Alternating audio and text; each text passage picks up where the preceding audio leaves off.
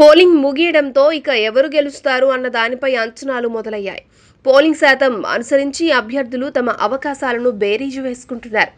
ఈ క్రమంలోనే సికింద్రాబాద్ నియోజకవర్గానికి జరిగిన లోక్సభ ఎన్నికల్లో విజయంపై భారతీయ జనతా పార్టీ శ్రేణుల్లో విశ్వాసం వ్యక్తమవుతోంది. సిట్టింగ్ స్థానాన్ని ఎలాగైనా నిలబెట్టుకుంటామని ధీమాగా ఉంది. పోలింగ్ సరళిపై బీజేపీ శాసనసభ నియోజకవర్గాల వారీగా అంతర్గత సమీక్షా సమావేశాల్లో టీఆర్ఎస్ పై తమదే పై చేయిగా చెప్పుకుంటున్నారు. వాస్తవానికి సికింద్రాబాద్కు సంబంధించిన నోటిఫికేషన్ నుంచి పోలింగ్ వరకు ఉత్కంఠ పరిస్థితులు నెలకొన్నాయి. అధికార టీఆర్ఎస్ నుండి మంత్రి తలసాని శ్రీనివాస్ యాదవ్ తనయుడు తలసాని సాయి కిరణ్ యాదవ్ ఎన్నికల బరిలో నిలవడంతో ప్రజల దృష్టిని ఆకర్షించింది. మరోవైపు కమలం నుండి కిషన్ రెడ్డి పోటీలో నిలబడ్డారు. నామినేషన్ల ప్రక్రియ పూర్తయిన తర్వాత సికింద్రాబాద్ లోక్సభ నియోజకవర్గ పరిధిలో పార్టీ తరపున ఎమ్మెల్యేలు, కార్పొరేటర్లు కూడా లేకపోవడంతో తొలుత కొంత ఆందోళన వ్యక్తమైంది. కాగా నగరంలో ప్రధానమంత్రి నరేంద్ర మోడీ ఆకర్షణతో పాటు కిషన్ రెడ్డి వ్యక్తిగత ఆకర్షణ కూడా తోడు కావడంతో ఊపొచ్చింది.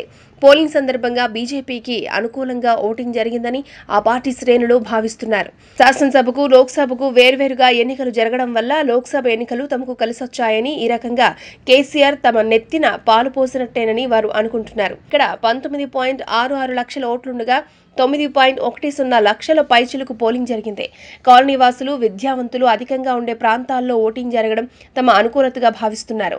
అదేవిధంగా మజ్లిస్ ప్రాబల్యం ఉండే ప్రాంతాల్లో ఓటింగ్ శాతం తగ్గడం కూడా తమ విజయ అవకాశాలను మరింత పెంచుతుంది అనే అభిప్రాయాలు వ్యక్తం చేస్తున్నారు.